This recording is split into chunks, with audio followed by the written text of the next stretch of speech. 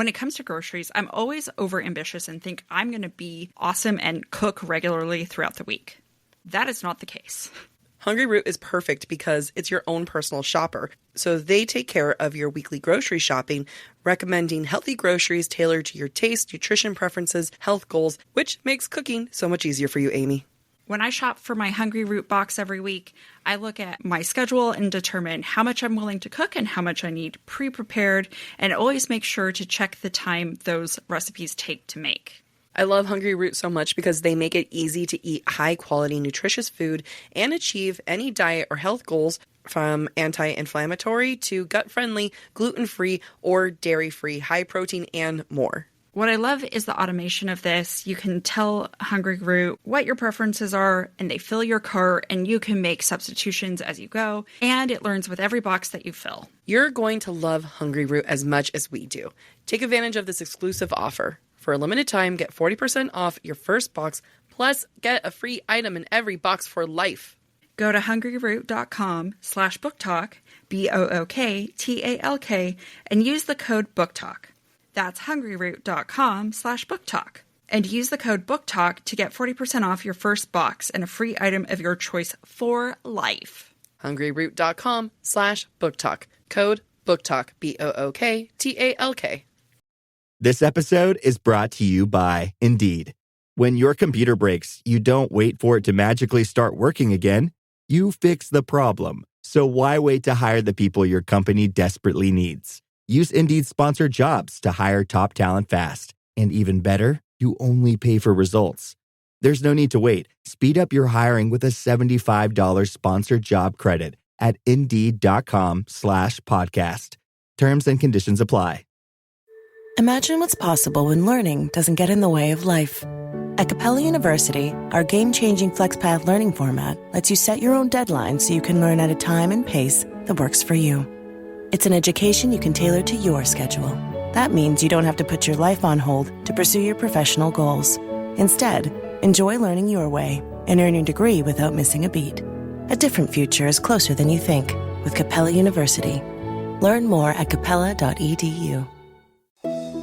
Hey there, we're Book Talk for Book Talk with Jac and Amy, your book besties who take the novels you love seriously. This is Jac. And I'm Amy, and we embrace and respect modern fantasy, romance, and romantasy books written by women.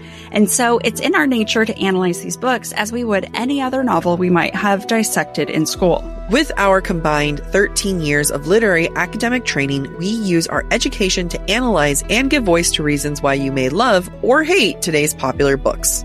This is part 2 of this week's episode, where we're discussing chapters 37 through 43 of Sarah J. Maas's debut novel, Throne of Glass. Before we dive in, don't forget about Spilt. Spoilers, perspective, interpretation, language, and themes. If you'd like more information, please go back and listen to the start of part 1 of this week's episode. Moving back to Selena, let's remember how she started this chapter. She felt as if she were a princess. We've seen her live this one night to the fullest, this Yulemas, experiencing as much as she could of what her life might have been like had her parents remained alive, and what it would have been like for her to have the attention of a prince all night, which, again, maybe these two would have been betrothed to each other if her parents were alive. Who knows? Quote, she smiled to herself, picking at her nails as they entered the hallway that led to her rooms. The rush of having Dorian look only at her, talk only to her, treat her as if she were his equal and more hadn't yet worn off. This is, a great empowering feeling, right? She feels like they were equals, which, breadcrumb she is, and she's enjoying that. But when Dorian actually starts kissing her, she thinks of Endovier. Quote, her eyes opened. Endovier, why was she kissing the crown prince of Aderlin? And I bring this up because we've seen each of these characters take a moment to emotionally disassociate from what's happening around them, right? She's enjoying this moment with Dorian, but has to disassociate from it to remind herself like, oh, this is a bad thing. And in doing so, removes the intimacy of what the connection that they're having or the kissing that's happening. Yeah.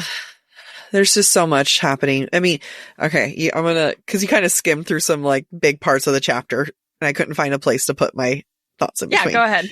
So I'm going to backtrack a little bit. I like how complicated it is that Celaena left the ball once he was busy and she snuck out without talking to him or anything. Mm-hmm. I think that it speaks to her almost feeling like, I got something, now I'm out. Like I don't need any more. I'm happy with what I am. And then you have him waiting outside the hallway for her, right? Like outside her bedroom. And she notes that like he must have like really hustled to get here before her. And she even goes inside saying, let the guards think what they will when, when Dorian goes inside with her. She is high off of the high of the night, the thrill of it. And it's not me, just because I'm saying she's high off of it, it's not like a downplay or a negative thing. Like when we went to romantasy-con, I was high for days. I'm like, this is awesome. Sometimes literally. She is living like this endorphins right now. She's living off of that. And I think you flagged it perfectly when you said that it's her feeling like an equal, because she got to actually be a princess for the first time ever. She got to look like a princess, feel like a princess, be an equal like a princess. And of course that would then mean that the reminder of Endovier of who he was would be even more sobering, because in this dreamlike state, she's not this princess of Terrasen right now. She is the former princess of Terrasen. She's been brought down. Her family's been murdered. You can't hide that. And, even through all of this though, even while they're kissing, she thinks, quote, she couldn't stop. She liked this, liked being kissed by him, liked the smell and the taste and the feel of him. And we know that she's going through the loss. We know that she's recovering from not just Sam, but like her family and everything. And that's like that's what Dorian is, right?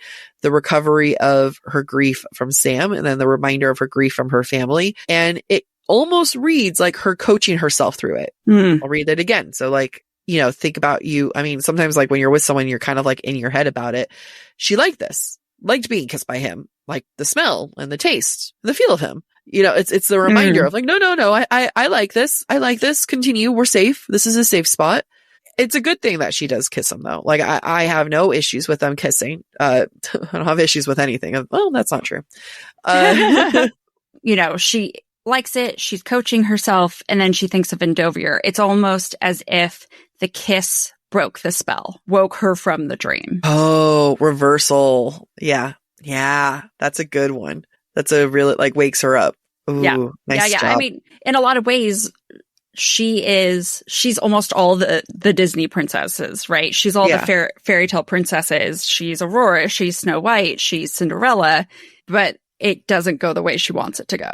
The dream ends, reality sets back in. Absolutely. Even when she kicks him out, and he's like so into it, he's like, hey, I'm still smiling. And, even though she reminds herself that, about Endovier, she still kisses him again because he kind of she says goodnight, closes the door on him, and he kisses her one more time. So it's not like a full sobering situation. Yeah. But he said, like, she says goodnight, goodbye. And then she goes out to the balcony and she thinks, quote, her hand rose up to her lips and stared at the stars, feeling her heart grow and grow and grow. Stars, Dorian, remember that? But also the feeling her heart grow and grow and grow. That is, again, to me personally, a recovery from Sam. That is I can feel again. I can have emotions. My heart can actually grow. And we get a little bit of everyone, but this is such a good chapter, SJM, because we get a little bit of everyone's point of view. So we have Celaena who's on the balcony. She's like, I kissed a boy. It was fun. I didn't end up in tears. And then we have Dorian who is post-kiss and he is just like a grinning fool. And we have this moment, quote, consequences be damned. He'd find a way to make it work. He'd find a way to be with her. He had to. He leapt from the cliff. He could only wait for the net. He really went from 0 to 60 where he was like, I think I'm going to kiss her. And he's like, I'm going to make this work. But what does making it work look like? Well, yeah. And he doesn't even know what she feels. Yeah, that's the thing. None of it has been a confession of feelings. It's been a kiss. It's not a, what do you want? What do you feel? It is I'm going to make consequences be damned. Well, do consequences be damned might be her going back to Endovier. Right. If his dad finds out. Consequences be damned could impact her quite a bit. None of that is being considered. And he's like, I'll find a way to be with her. like let's bring her into the conversation. And again, you're not even talking about, he's not talking about his emotions. His emotions aren't here. What he does talk about are consequences. What are the consequences related to? His parents. Once again, his dynamic in relation to Selena has nothing to do with emotions, but in relation to himself. Yep. I agree. The final scene in this chapter is this beautiful sequence of Selena at her balcony looking at the stars before she goes to bed. And it's a mirror of her looking at the stars, I think at the end of chapter 7, after she's left Endovier. Except at that point in time, she was being watched by Dorian, and we got that scene from Dorian's point of view. This time it's Chaol who's watching her, and we get the scene from Chaol's point of view. It's one of the most heartbreaking little scenes ever. I want to read the quote. She seemed young. No, new. It made his chest ache. Still he watched until she sighed and went inside. She never bothered to look below. Oh!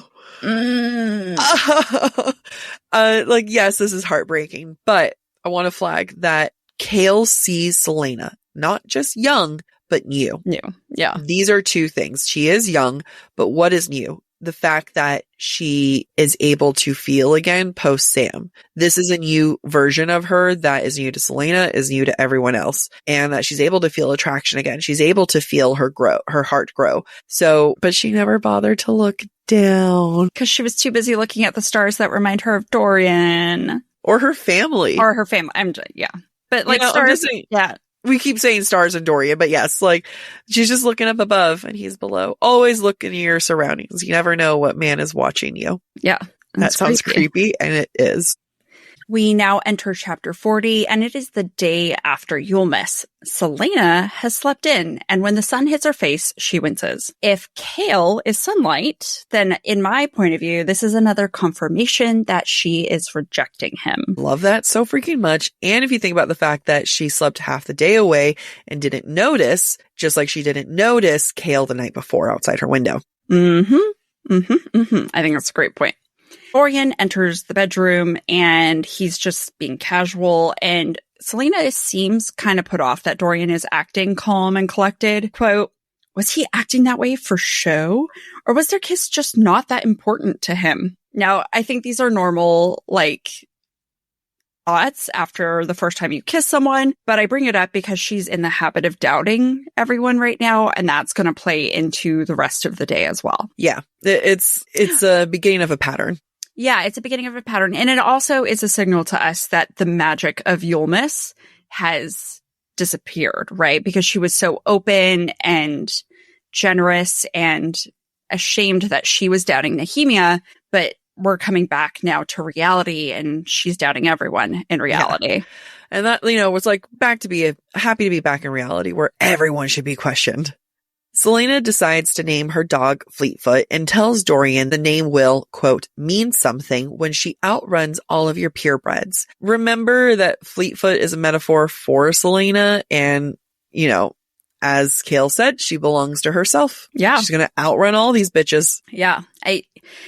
In a lot of ways, Selena's talking about herself, right? She's going to outdo all the women around Dorian. She's going to outdo the competitors in the King's who are fighting for King's Champion title. It feels a lot like she's goading him right now. When Dorian actually wants to talk to Selena about the kiss, Selena reacts in a way I didn't quite expect for someone who was like, does it not mean anything to him? Quote, Selena wanted to throw herself from the balcony. I mean, on one hand, she's 18, so I get it. Yeah. I mean, at the end of the day, we recognize this. She's an 18-year-old girl. That's why. Yeah. Dorian then begins to tease her that she liked kissing him because of something she says, and she tells him to go away. Quote, she flung herself onto her pillows, pulling the blankets above her head. She was going to die from embarrassment. It's very girlish, right? She is young with limited experience, and it makes her very unassassin-like, which I think is almost like it's trying to bring back the magic of Yulemas again.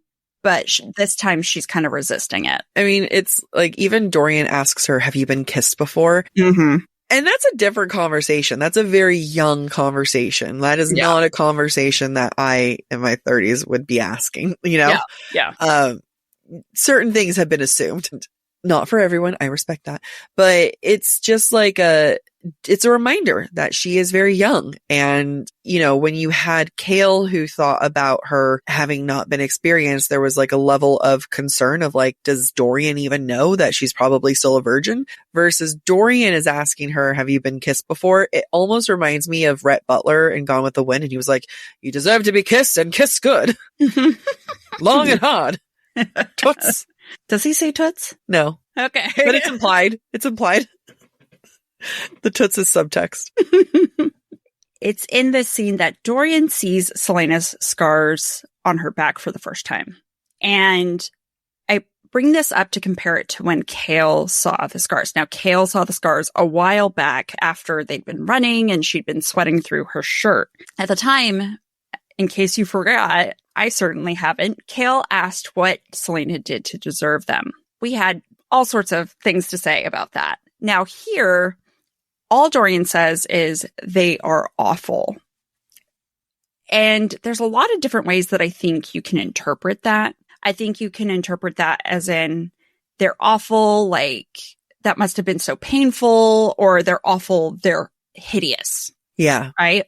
And it's hard to tell which one Dorian means. In essence, from my point of view, both men have passed judgment on these scars. Absolutely. And ultimately, I think that shows that neither of them are right for her because they can't accept the scars for what they are. Absolutely. I mean, it's the right answer for him, for Dorian is, I'm sorry. Yeah, exactly. That's his kingdom that did that to her. This is not me being a Kale apologist, but a little bit. But, you know, his judgment happened early in the book when he did not know her. It was judgment. It was shitty. It was bad, but it was earlier. Dorian knows better, knows more, and should say more, but both suck. Like I want to make that. Yes. Yeah. I think if the timing was reversed, we would expect more from Kale, right? Yeah. Yes. Compared to what he did say. But I think the timing is also intentional because I think SJM's trying to signal like neither of these men can or did accept her scars when they had the opportunity. Yeah. I mean, and that's when she says the famous line that neither of us quoted or wrote down of like, she says, Dorian, like all of us have scars. Yeah. Mine are just more visible. Yep. I was going to Which she handles it in stride. Yep. It's what I used to say about my tattoos to people at church who like judged me for it. I was like, we all sin. Mine are just visible. Damn. Now it's extra visible. Yeah. With your hot girl in your arm. We now switch over to Keltane. You know what's so funny? We did the first 7 pages in an hour, and it took us an hour to get through the next 3 pages. Okay. We now switch over to Keltane's point of view, and she's in the greenhouse with Parrington. Quote, the giant glass building was full of shadows and light, and she fanned herself as the steamy heat smothered her face. I feel like this glass building, which we know represents the king and the kingdom of Adarlan, is a metaphor for Keltane trying to navigate court, but also being ensnared by Parrington, right? She's trapped in this glass castle and she's being possessed. It's full of light and shadows. And it's just sad. It's just a sad situation. Yeah. As they're walking through the greenhouse, Parrington, quote, picked a lily, Snow White, and handed it to her with a bow of his head. She tried not to cringe at the sight of his pocked, ruddy skin and orange mustache. Now, should we be judging Keltane for judging Parrington's pocked, ruddy skin? Maybe, maybe not. She's just she's not pleased by it. But, you know, if we think of her as this lily, this Snow White lily that he's plucked, his hands are feel dirty, and we can feel Keltane's disgust at being handled by him. Yeah. You know, no one should ever be judged for pock skin or, you know, like not being this standard level of beauty. Like that's not cool. We know where this comes from, and that's her general disgust of him in general, you know? Yeah. If he was a nice guy, this might be a different conversation, but it's not like we can make an argument saying Parrington's nice and she's just superficial. He's obviously not nice. Like, we know that he's a dick. Right. I think that if she liked him, it would be his scarred hands, right? It wouldn't be pocked. Pocked implies disease. Yeah. So I agree. As they're talking, there's a lot of plant touching, and it feels gross, like oddly sexual. Quote, Parrington ran a meaty finger down the spine of a fern. It's almost like he's running a finger down Caltain's spine, the way it's being described. Yeah. No, I mean, like, plants are very often equated with sex and with the female anatomy, you know, like you can talk about, like, blooming, you know, like, you know, you bloom for someone, or, you know, a lot of times, like, there's a lot of association, like plants looking like vaginas and stuff. Right. So they're, you know, it is oddly sexual, and it's happening in a greenhouse that's hotter than outside, and it's stuffy and it doesn't feel good. So, you know, you can interpret sexual experience or sexual moments in an unwanted place. Especially since the last time we got Caltain's point of view was her thinking about being forced. Exactly. Because I think it's important to get the female anatomy correct. Plants look like vulvas, not vaginas. I'm proud of you. Thank you. Good job. You're right. You're right. I didn't mean it as like a... No. I just think it's important. I think it's all right. We recently discovered, okay, let me rephrase that. I recently discovered in therapy that I say edamame incorrectly, which then led to a conversation of me texting Amy being like, did you know this? Am I just been saying it wrong? And your response was, yeah, I've corrected you. And I eventually gave up. And then followed up with, would you like me to tell you about the other words? And I was like, I said, do you want me to correct you when these things, things like this happen? Implying that there's other ones, and you were like, would you like the list? I did not say it. Let me pull out my Excel PowerPoint sheet here so I can tell you all the things. The thing is, I know you're not wrong. I say things wrong too. I know. It was just funny. I want to continue the quote that we have here. And again, it's probably in breadcrumbs, but I'm bringing this back because I'm going to fucking fight for her this. I'm going to fight for the Caltain. Quote, the black ring on his finger pulsed and her head gave a throb of pain in response. I noticed him too. The girl, she's troublesome, isn't she? He's literally putting thoughts in her head and manipulating her. This is the pain every time she's getting a headache. That is manipulation. That is not her thoughts. There was another listener. I am so sorry. I'm putting listeners on blast, but they're like, oh, well, Caltain eventually tries to kill her. And I'm like, when she's possessed? Yeah. When she's, yeah. Ugh. We no longer have Caltain. This is not Caltain. This is a young woman who's being possessed and manipulated. Can we also talk about the fact that she has the manipulation causes pain? It doesn't cause pleasure. Like, why does it have to be pain? Right? Like, hey, here's the thing. If I'm going to be manipulated and or some kind of like, I don't want to say possessed because like, I know I'm too scared to call anything in like that, but like any kind of manipulation and it's going to impact things. I would like to have like a little jolt of pleasure. Yeah. Ooh. Yeah. If you're going to manipulate me and I'm going to give in to you, make it fun for me, please. Yeah. Make things tingle.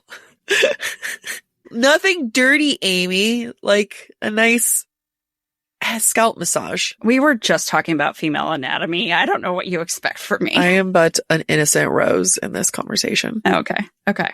Speaking of roses, Caltain mirrors Parrington's action. You know, he's just run a finger down a fern. Caltain mirrors the action after she's learned that Lady Lillian is in fact Selena Sardathian. Quote, she examined a rose bush and traced a long nail along the curve of a thorn. Again, sexual. It makes me think penis, but it also makes me think that if the white lily plucked by Parrington was who she was before Parrington possessed her, essentially, she has now become this rose that, you know, she's beautiful on the outside, but she's got this thorn. She's going to become a weapon, essentially. I mean, I also would like to point out that it's a mirroring of actions, right? Like it's that showing a manipulation. He did like a physical movement he tingled her brain in a bad way, and now she's mirroring his actions. It's almost like he's testing her to see how much he's going to mimic what he's saying and doing. Yeah, that's a great point. Parrington then tells Kaltain the truth about Selena, but says no one else knows and that she needs to keep it to herself and she needs to help kill her. It's kind of like the same thing that like we should be teaching kids of like, hey, adults don't need your help. So if an adult is asking for your help, you shouldn't trust them because a lot of times that's how predators get kids. Yeah. It's the same thing here of like, hey, lady of the court that doesn't really do anything. I don't think this duke needs your help killing someone. Nope. I don't think that requires you. But sure, let's keep blaming Kaltain. I'm such a dick, but not to her. Just to the people that listen. I'm so sorry. Have we addressed internalized misogyny yet? No? Okay, we'll save that for later.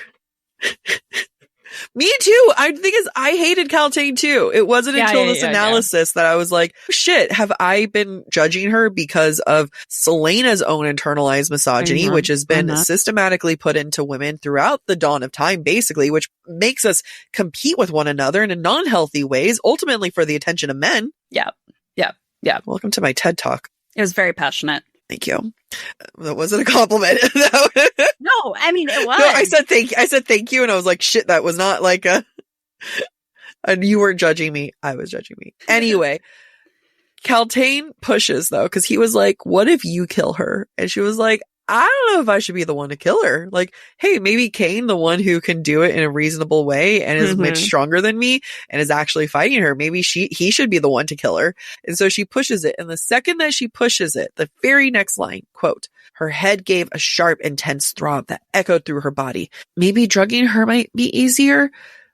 So she pushed against Duke Parrington. Super intense pain happens. So the second she tries to do, again, we won't even say the right thing because she's still like entertaining this idea of killing her. She gets punished with her thoughts, right? With her headaches. We're literally seeing Parrington plant thoughts in her head by manipulating desires that started out innocent enough. The innocent desires is, I would like to be with Dorian. He is a hot prince. I can be free from this nasty ass man. But then it turns into this quote. This is Duke Parrington saying this to her. Don't you want to help Dorian once he's free of her? And then we have in italics, it says, then he'll be mine. He'll be mine as he should be. But to kill for it, he'll be mine. Why are these italicized? I mean, because it's like third person and now we're getting first person. But like, why is that happening? Because these are thoughts that he is putting inside of her. You know what this makes me think of? This makes me think of a dog with a shock collar. Every time they bark, they get shocked. Yeah. It's the same thing. Like, it's not great. No, I'm so sad. Continue. Once Kaltain is under full sway and is on board for helping Parrington gives Kaltain, quote, a broad smile that made her instincts tell her to run and never look back. But all her mind could see was a crown and throne and the prince who would sit by her side. So I hope we've convinced you, at least up until this point, that Kaltain is not entirely herself. So that begs the question, how much of Kaltain's ambition that we've seen to be with Dorian has truly been her own? Maybe in some sense there is, but this idea of he'll be mine, as he should be. He's going to be on a throne with a crown and next to me. That feels planted, especially when it's followed after the pain of the possession. Absolutely. You know, and the fact that you brought it up to our attention early on that she's had a headache from the second we seen her in this book. We can't figure out what is real. Her wanting to be with the attractive prince that would give her some freedom from what she's trapped in, I think is a very real desire from her. The rest of it, that's that's a lot. And you can't tell me that Parrington hasn't picked up what she's put down, that she is like staring at Dorian longingly. And he's like, I too hate Lillian. And she's like, yes, that's what I'm looking at. What's up? Like, he's not an idiot. Yeah. So, which means he's letting her play along with this whole idea of like, oh, he doesn't know that I want the prince. Yeah. Well, why does Parrington want her to not know that he knows that she wants the prince? Because maybe he's influencing her. I really, really hope people walked away from this episode either slightly more annoyed at us or I don't want people to be annoyed at us, but just send a note. If we changed your mind about Caltaine, please tell me, because we've got more notes about being like too nice with her. But really? Oh, yeah. Well, I'll fight for her. Yeah, I mean, I won't back down about Dorian being an asshole. Yeah. Because this is the first book, guys. We got so much. He'll be better soon, and she'll be dead, and we'll never have to talk about her again. So sad. Excuse us while we hydrate, and you listen to this ad. As long as I've known Jac, she's wanted long hair. We have tried everything for her. Stop bleaching. I will never stop bleaching, but it's true. I went through like 3 years without a haircut, and I'm trying to get that mermaid long hair. That's why I'm taking Nutrafol, and I have been consistent with my Nutrafol. Nutrafol is the #1 dermatologist recommended hair growth supplement brand, trusted by over 1.5 million people. See thicker, stronger, faster growing hair with less shedding in just 3 to 6 months with Nutrafol, which honestly is exactly what I need. Everyone's root cause of hair thinning are different, so a one-size-fits-all approach to hair growth does not cut it. Nutrafol has multiple formulas that are tailored to give your hair what it needs to grow throughout different stages, such as postpartum and menopause, as well as for different lifestyles, such as plant-based diets. Physician formulated with 100% drug-free ingredients, Nutrafol's supplements support visibly thicker, stronger hair from within by targeting root causes of thinning, including stress, hormones, aging, nutrition, lifestyle, and metabolism as they evolve throughout a woman's life. Start your hair growth journey with Nutrafol. For a limited time, Nutrafol is offering our listeners $10 off your first month's subscription and free shipping when you go to Nutrafol.com and enter the promo code BookTalk. Find out why over 4,500 healthcare professionals and stylists recommend Nutrafol for healthier hair. Visit Nutrafol.com, spelled Nutrafol.com, promo code BookTalk, BookTalk. That's Nutrafol.com, promo code BookTalk. We talk about a lot of different books on our podcast, Amy, but if there is one thing I just keep coming back to, it is romance. Imagine not only reading romance, but getting swept away in every stolen glance and touch. That is what you're going to find on Galatea. Galatea is a reading app where anyone craving a little me time can dive into a library of romance stories that leave you feeling recharged and fulfilled. There are over 1,000 bestsellers to choose, from shifter romance to bad boy billionaires, forbidden love, werewolf alphas, slow burn fantasy, teen drama, and much, much more. You know I love my werewolf alpha stories, and my billionaires, and my slow burns. Oh my god, all of it. Galatea is home to original series and standalone stories with an exclusive catalog of best-selling authors, with new chapters dropping daily, so there's always something new to explore. Over 30 million people have fallen in love with reading on Galatea. Join now to indulge in stories that make you feel like yourself again. Right now, Galatea is offering our listeners an extra 25% off on top of an already irresistible, affordable subscription when you go to Galatea.com/booktalk. That's Galatea.com/booktalk, BOOKTALK, to indulge in unlimited stories for even less. Head over to Galatea.com/booktalk and go read about some werewolves.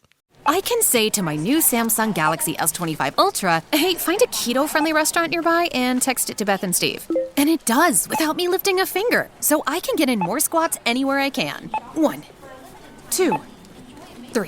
Will that be cash or credit? Credit. 4. Galaxy S25 Ultra, the AI companion that does the heavy lifting so you can do you. Get yours at Samsung.com. Compatible with select apps. Requires Google Gemini account. Results may vary based on input. Check responses for accuracy.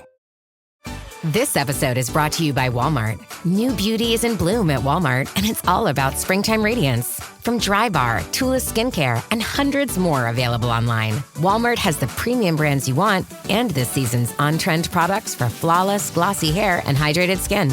Big name beauty brands? Check. The things you love? Check. Find trending spring beauty and all you need to look and feel gorgeous at Walmart, on app and online. We move into chapter 41, and Selena is feeling guilty for doubting Nehemia and her potential plan to hurt everybody because, you know what? Nehemia did nothing wrong during Yulemas. Quote, Nehemia was one of the good ones. She wouldn't target Selena, not when they'd been friends. They had been friends. Selena swallowed the tightness in her throat. Now, I don't think the Selena of the beginning of the book would have been able to feel guilt about this because she inherently, judged all women and didn't believe in female friendship. Yeah. I'm so sorry that I wrote the following thing there. I think I had just I was tired and I don't know, but I was it's Selena questioning her friend, questioning the truth of what her friend is willing to do. And I wrote, just like how I posted a thirst trap and Amy so I posted this thirst trap on my personal Instagram. Go check it out. If you're there from this podcast episode, go leave a microphone in the comments. But joking. But I showed Amy and I was like, yeah, I looked good. And you're like, you looked great. And I said, I didn't edit it, joking. And Amy was like, no, I looked. Which I think it's hilarious. I'm not insulted by it. I think it's fucking funny. I look at, you look at everyone. I look to see who edits what and judge them for their editing. Yeah. Which I didn't edit, but it just was the funniest thing. You said it so casually. It's not that you did it. It's the level of casualness that I thought was the funny. I didn't edit. I know. I looked. I thought it was funny. I'm not insulted at it at all. As long as you're not insulted, that's great. No. I think there's a lot more to be insulted by. It's like squirrel nuts. Yeah. I don't know what episode that is, but go listen to the archive. I think it's a post season 2 episode. Something. Yeah. I think it was a Ask Me Anything or something. Yeah. Despite feeling guilty for doubting Nehemia, Selena doesn't totally think Nehemia is innocent either, and on some level continues to doubt her. Quote, but Nehemia, how could her friend do such a thing? Why did she need the champion's strength? How could she keep everything hidden so well? Selena in this moment is being a lot like Hale, unable to fully trust Nehemia. And I just had to know, of course, Selena not only doubts her only female friend, but also doubts the only person of color. And, it just feels like inherent racism and misogyny. Why aren't we doubting the men? Always doubt the men. Always doubt the men first before. Usually you'll be right. No, I think I'm happy that you pointed out inherent racism and internalized misogyny in there. Look, was Nehemia creepy as hell sitting in the library in the dark? Yes. I will forever be creeped out by that. However, this is going to be a criticism of SJM at this point. This is what we get when you don't have a full diverse cast. And this is what you get. Yes, we can analyze Selena, but this is also us calling out SJM for doing this to the only person of color in this cast right now. Yeah. And I'm going to continue the quote, which I think is on the same page. Selena continues to think about and doubt Nehemia, and basically works herself up until the point she thinks this, quote, because if Nehemia had truly lied to her like that, and if Nehemia was murdering the champions, then Selena had to see it herself, if only so she could kill her with her bare hands. Bare hands, like strangulation, that is something a person does when they feel betrayed, when they need to get revenge. They want to feel the life drain out of their victim. No, it's personal. It's a very personal, intimate way of killing someone. And that's extremely violent. It's a level of violence we really haven't seen from Selena up until this point, except for in Endovier when she gutted the men who had raped the one. Yeah, but we didn't really even see that. It was just more of a reference. Right. Yeah, exactly. So it's awful. And I understand on some level it's because it's ironic that Nehemia is going to be, a couple chapters, the one to save Selena from almost dying, but it feels way too intense for this moment. Selena then goes into the secret passages looking for the beasts that should be hunting for champions, because that's smart. Is that really my note? Yeah, I think so. That is your note. Because that's smart. She's a smart girl with my smart notes. I love it. I thought it was funny when I was reading it. So because, I've been beta reading for a lot of people and I've just been in beta head. I think the term is being a beta bitch, but yeah. I read this quote The centuries-old dust had been disturbed. Footprints led up and down. If I was the beta reader, I would have said, we know that those end up being Cain's footprints, which I'm guessing are larger than Nehemiah's. Wouldn't that have been a clue off the bat that those are not Nehemiah's footprints? Just saying. Because the next sentence at this point, after that, she says, oh, Nehemiah and her creature must be here. So that's just more of SJM needs to hire us as her beta readers.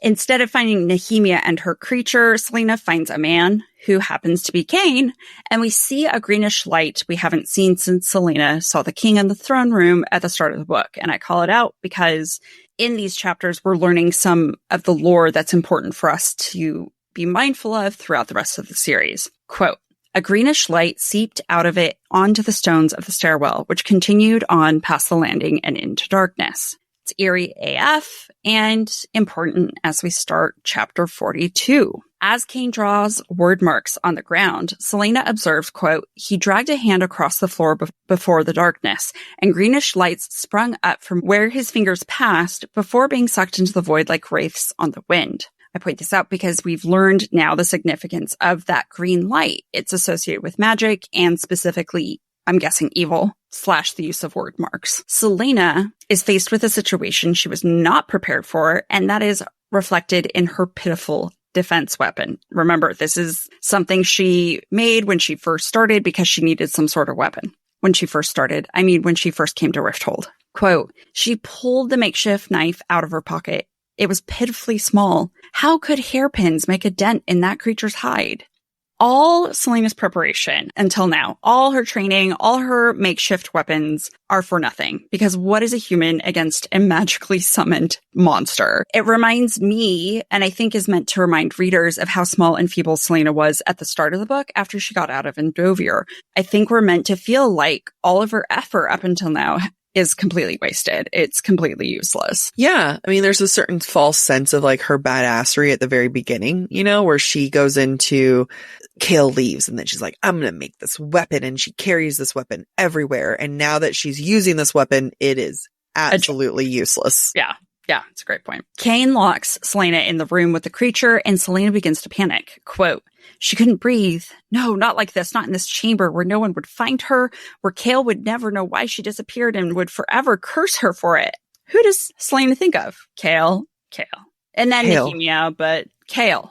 But not Dorian. Not Dorian. She never once thinks of Dorian. And when she thinks of Kale, she doesn't want Kale to assume the worst about her, that she fled. She doesn't want to disappoint him. Yeah. That says a lot. Not replacement daddy. Oh, no. We really see Selena have to fight for her life. And that's the first time in this book. And, we've only seen her truly fight one other time. That's when she kicked that other guy's Varen's ass in the circle. Mm-hmm. And it was an easy fight. I would argue it wasn't even a fight. She just kind of kicked his ass really quickly and be like, boom, you're mine. Go away. You suck. This one is an actual fight for her life. And we have this quote, everything that became a series of steps, a dance that she had to execute perfectly, or else she'd fall apart right there in that tomb and never get up. We've talked about it before, that death and fighting is like a dance. It's like art for Selena. And she's even compared it to a priestess at a temple dancing. And where was she just the day before? At a temple. Yeah, that's a great point. Good job. Thank you. Once Selena kills the Ritterak, quote, black blood that stank of waste sprayed onto her. So like the green light, we're learning another association with evil through this encounter, that evil demons have black blood and it stinks. Now, because Selena was able to survive and because she was familiar with the passages and what passage led where, Selena comes to the conclusion that, quote, that was why they'd, Elena, brought her to the tomb on Sam Hewen, wasn't it? So she could see Damaris and have a way to save herself. Maybe this is unkind of me to say, but this conclusion that Selena comes up to should be something I think we as readers come up with ourselves. Mm-hmm. And so for it to be part of the narrative feels like the author making sure we get the point. Like, hey, just in case you didn't notice, this was all for a reason. Yeah, this is one of those, my beta brain is in place right now. I would know, show, not tell. I don't think you need to tell me this. Yeah. I mean, the whole action sequence was the showing part. We don't need to be told. Yeah. At this point, she kills Monster. I love how you say the name, and I was like, Monster. There's no hope here. And I really like this imagery. Quote, she left the creature where it lay in a crumpled heap atop the piles of jewels. Whoever had wanted to save her could clean up. She'd had enough. I really love the visual of this, though, of like leaving this gross, nasty, black blood smelling monster over a pile of wealth that she has decided to walk away from and never once feel interested enough to take with her. Mm-hmm. Which is more funny when you think about the arrow that was given to her, the gold one. She's like, this will make for a pretty price. It's like, you're not going to, because you didn't even take this like pile of jewelry here.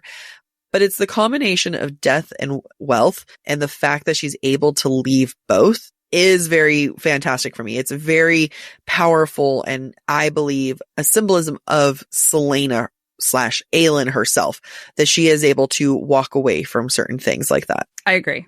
Which should be another clue, because after being a slave for a year, you'd think the one thing she would want is money. Yes. Though Celaena's able to make it back to her room, she does pass out because of the poison in her veins from the Ritterak's attack on her.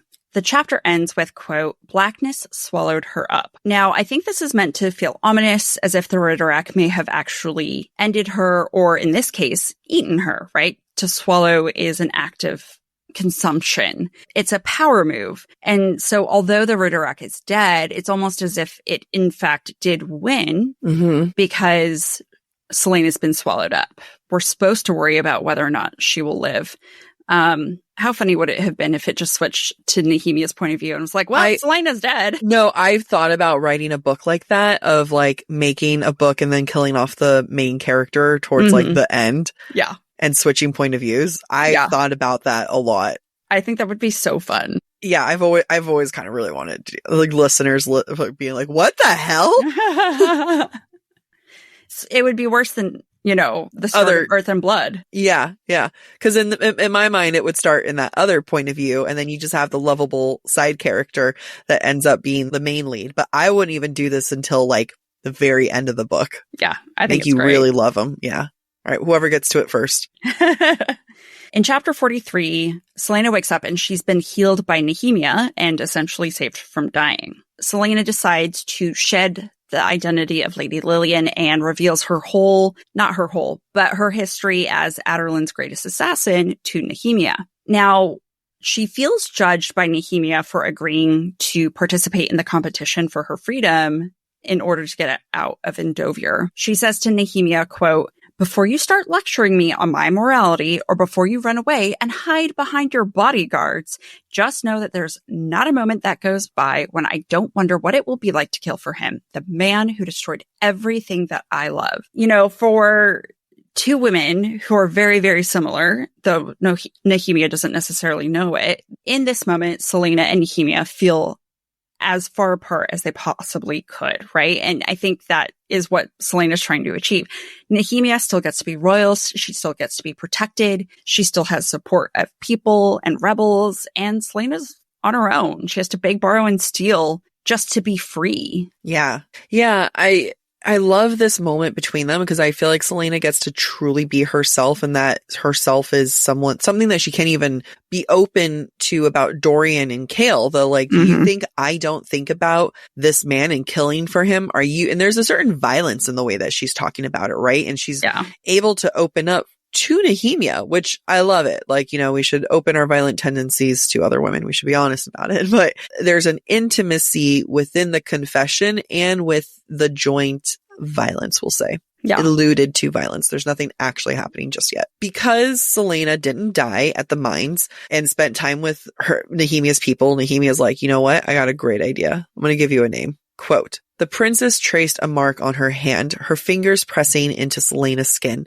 You bear many names, and so I shall name you as well. Her hand rose to Celaena's forehead, and she drew an invisible mark. I name you Elentia. She kissed the assassin's brow. I give you this name to use with honor, to use when others' names grow too heavy. I name you Elentia, spirit that could never be broken. There's a lot to unpack, and I genuinely don't know how I feel like about someone naming someone else like that. But I think there is a beauty that another woman is naming her, and there's a freedom to that. So I will allow it. Also, I feel like best friends should be allowed to name their best friends. Christy, you okay there? As you have your eyes closed. Fine, Brittany. It's fine. Yeah, I'd rather that than Jackie, so that's all good. It's true. Yeah, but like, I still am not like, I'll allow it because it's like there's a power to women and, you know, the femininity and giving names to other women, but I just think she's done with the names. I think we don't need any more. Yeah. Actually, this made me remember the child at the temple touched Celaena's forehead when she handed over the arrow. And if, as Jack argued, the child was Celaena's younger self. Yeah. Celaena's younger self essentially was naming Celaena as she was offering her the arrow, right? Yeah. Yeah. And so we get to see this kind of cycle of, and I think it's a breadcrumb without us realizing it, that Celaena has more than just Celaena in her back pocket. Yeah, and it's just sad because that means like she can't even tell Nehemia another identity about herself. Like she's still not being honest about that. So like there's more sadness to me with this name than there is like a liberation of sorts. Yeah, I agree. And I think that's captured in the description that follows. Quote, Celaena could feel the name fall upon her like a shimmering veil. Maybe it's meant to be comforting, right? Because Celaena, as an assassin, likes to hide, and being covered in a veil feels like an opportunity to hide. But it also feels like wedding related or ritual related, religious. It also feels like a shroud, like when you're in mourning. Like I feel like there's a lot of impact this could have, and I'm not sure what it is. Which one of those it is? Yeah. I mean, and you know, if you were to go with like the wedding veil, is there like a promise that Nehemia's kind of made Celaena promise her? You know what I mean? Like that's like, she didn't ask for a new name. She didn't ask to be honored this way, but or to promise you anything. Right. So, you know, I reserve the right to feel about it later differently. However I choose to feel. I don't know, until a listener sends us a really good note. And I'm like, that's a great point. That's when I'll feel something. After this sequence, Celaena is with Chaol before they go to training. When Chaol makes fun of Fleetfoot, Celaena pushes back because, you know, just like, oh, he was whining or she was whining before you left. Chaol's attitude is explained when he tells Celaena, quote, I never had a pet. I never wanted one. If Celaena's a dog and he's not ready for her, he doesn't want a pet. He never wanted one. It's indicative of how closed off he is in general, and in some ways a rejection of Celaena herself. Yeah. And the fact that like you can say that women in general are dogs, because then Dorian has been surrounded by dogs, right? And Dorian breeds dogs, just like he sleeps with a bunch of women, and Chaol does neither. He's neither surrounded nor breeding. Yeah. Now, Celaena is intimately aware of how Chaol is closed off. And how that translates to him maybe not being very trustworthy or trusting her, like mutually. Quote, while he might trust her enough to leave her alone with Dorian, knowing that she had access to an unguarded escape route was a test she wasn't ready to give Chaol. Now, I bring this up because Celaena kind of wants to tell him about this secret or the passages and whatnot, but realizes she can't divulge this entirely because she doesn't trust him to not close it all off. And that, I think, is something we have to come to understand about Celaena, because it's going to be important in future books. Celaena has to test those she loves to determine if they're trustworthy. Nehemia has just been tested, right? Nehemia was tested, she was found worthy, and therefore Celaena told her that she is Celaena Sardathian. However, at this time, and rightly so, she's not sure that Chaol can be tested and that he would pass. Absolutely. And so she has to keep that information from him. Yeah. Yeah. I mean, their last scene and interaction in this chapter is both endearing and sad because they're kind of back to their normal ways. You know, Kale is like, so did you have fun with Dorian? And she's like, I saw him yesterday. Kind of like she was too busy being attacked. She doesn't care about it, you know, and then did he dance with anyone? So like both of them are kind of not really willing to say anything that they want to say. Mm-hmm. Selena being like, hey, there's like a monster on the loose, but I can't tell you. And then it's just a nitpicky note. So there's like a little squiggly on the page, which implies like the next scene or like a time page break, right? And then it's a little tiny thing. But she only uses he and then him, the SJM in there.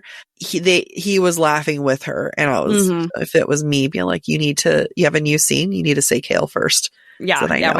We need to clarify who it is. Yeah. My beta brain is baiting hard. Yeah. All right, let's get to breadcrumbs and broomsticks. Woo! In chapter 37 at Temple, the high priestess has, quote, an 8-pointed star was tattooed upon her brow in a shade of blue that matched her gown, its sharp lines extending to her hairline. Starborn connection, worshipping of starborns. I got the Ianthe vibes from her with the crescent moons. Yep. All the above. Still in chapter 37, we learn that Yulmus, quote, is the day on which the great goddess gave birth to her firstborn, Lumus, lord of the gods. With his birth, love was brought to Aurelia, and it banished the chaos that arose from the gates of word. Now, despite its connection to what we think of as Christmas, this is lore we're not familiar with, that we haven't seen in other places in the Maas verse, and the chaos that arises from the gates of word could be Valg or Asteri related, and I'm curious to see if it ever comes up again. Yep. While at Temple, a child dressed as, quote, Deanna, goddess of the hunt and maidens, approached her. As we talked about it, you know, Selena gets a little nervous about that, but it's a call to, a little hint to what's going to happen between her and Deanna later. Yep. In chapter 39, Dorian, after spending the Yulmus ball with Selena and then after kissing her, quote, he had leapt from the cliff. He could only wait for the net. Except he doesn't understand about how far he's about to fall. Yeah, absolutely. In chapter 43, after Selena has told Nehemia her identity and why she is in Rifthold, Nehemia gives Selena a blessing. Quote, you bear many names, so I shall name you as well. What we don't know as first-time readers, but what Nehemia sees, is that Selena Sardothian has another name, Aelin Ashriver Galathinius. Such a great name. All right. Let me go back to the question for you, Amy. Yes. Let me just pull that question up. Using our literary lenses, which of the two males in Selena's life are better fit for her? Yeah. Well, how do I make this Marxist lens? So I think the fact that Selena feels, I'm going to focus on Yulmus and how Dorian makes Selena feel, how she looks and how he looks are matched. You know, they're both wearing gray. She looks like a princess. She feels like an equal after spending all that time with him. And from a power perspective, I think that's really important, that Selena doesn't feel necessarily beholden to him or he to her, but that he is capable of treating her as an equal. I think that would indicate, as compared to Kale, who is positioning himself below Selena, right? Especially with the balcony scene, he believes himself to be inferior and he puts himself in positions that are inferior to the princess air that she has. So from a power perspective, I think I go with Dorian. I'm going to go with a power perspective and talk about why not Dorian. So Dorian, as we've established, is an absolute, like, he has control of herself, of her name, of her food, of her safety, of her shelter. He is in charge of all of that.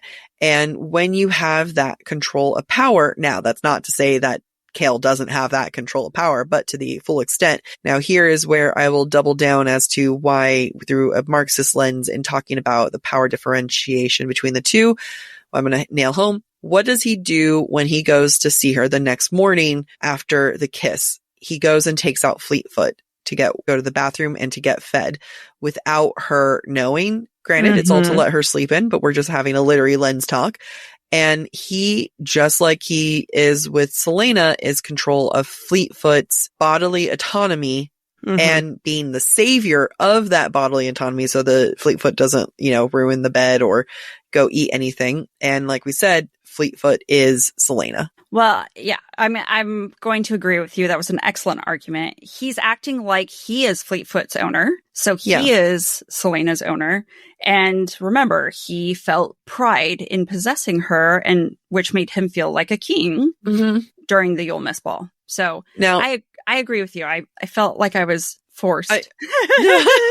Well, no. So here's what I'm going to do. I'm going to use the feminist lens to argue why Kale's the bad choice too. Basically, we should have argue why they're the wrong choices while they're the both actual the choices. Wrong choices. Yeah. So let me use the feminist lens to argue why Kale is the wrong choice. So we talked early on about Celaena being a balance between the femininity and the masculine, talking about how she is both able to be an assassin, but also embrace the femininity and using the femininity to her strengths as an assassin. Every time that Celaena has tried to get Kale's approval or has actually gotten Kale's approval is while she is embracing the femininity. Let me use an example of when she did not reach Kale's approval was during one of the trials, and she threw herself off the cliff or the balcony to go save Nox, and he was not impressed with her. Every time that she is embracing the quote unquote masculine and as the assassin, he is only seeing her as a threat. Every time of reminding himself that she is dangerous. Yeah.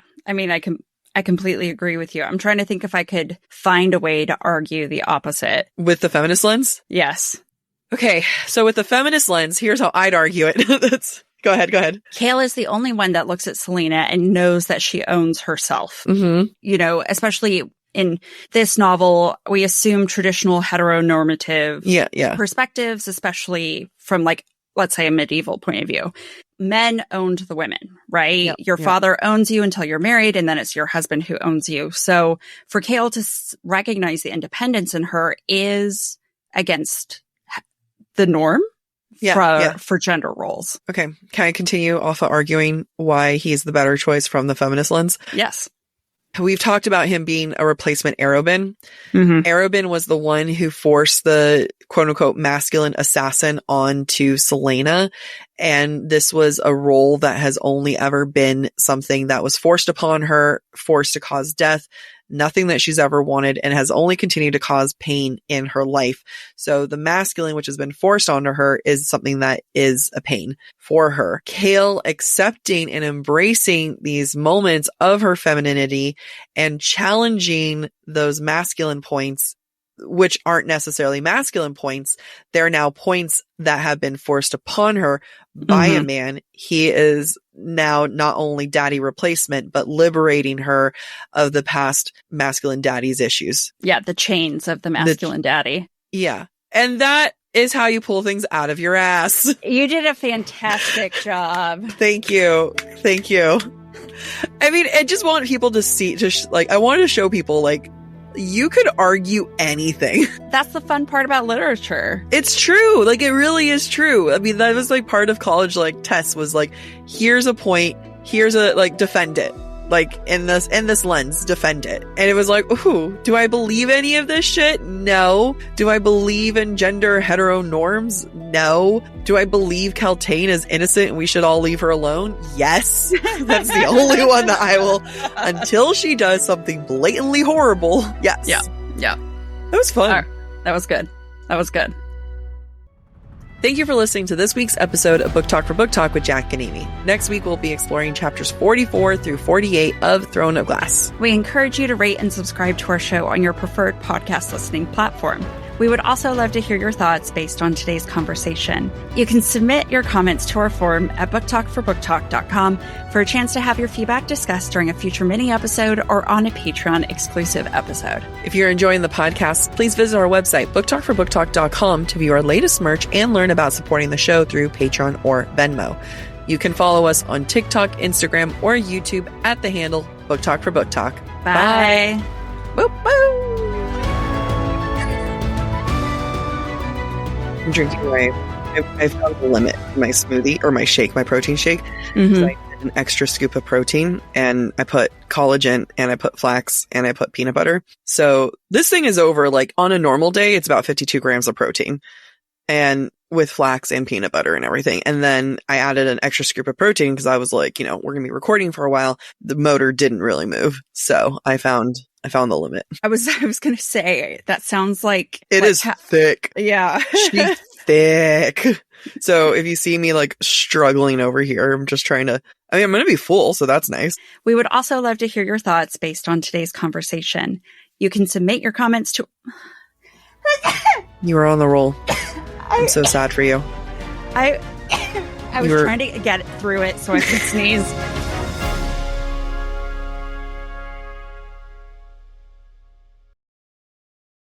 We talk about a lot of different books on our podcast, Amy, but if there is one thing I just keep coming back to, it is romance.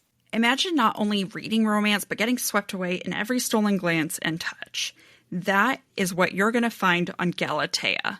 Galatea is a reading app where anyone craving a little me time can dive into a library of romance stories that leave you feeling recharged and fulfilled. There are over 1,000 bestsellers to choose, from shifter romance to bad boy billionaires, forbidden love, werewolf alphas, slow burn fantasy, teen drama, and much, much more. You know I love my werewolf alpha stories, and my billionaires, and my slow burns. Oh my god, all of it. Galatea is home to original series and standalone stories with an exclusive catalog of best-selling authors, with new chapters dropping daily, so there's always something new to explore. Over 30 million people have fallen in love with reading on Galatea. Join now to indulge in stories that make you feel like yourself again. Right now, Galatea is offering our listeners an extra 25% off on top of an already irresistible, affordable subscription when you go to galatea.com/booktalk. That's GALATEA.com/booktalk, BOOKTALK, to indulge in unlimited stories for even less. Head over to galatea.com/booktalk and go read about some werewolves. The search for truth never ends. Introducing June's Journey, a hidden object mobile game with a captivating story. Connect with friends, explore the Roaring 20s, and enjoy thrilling activities and challenges while supporting environmental causes. After 7 years, the adventure continues with our immersive travels feature. Explore distant cultures and engage in exciting experiences. There's always something new to discover. Are you ready? Download June's Journey now on Android or iOS.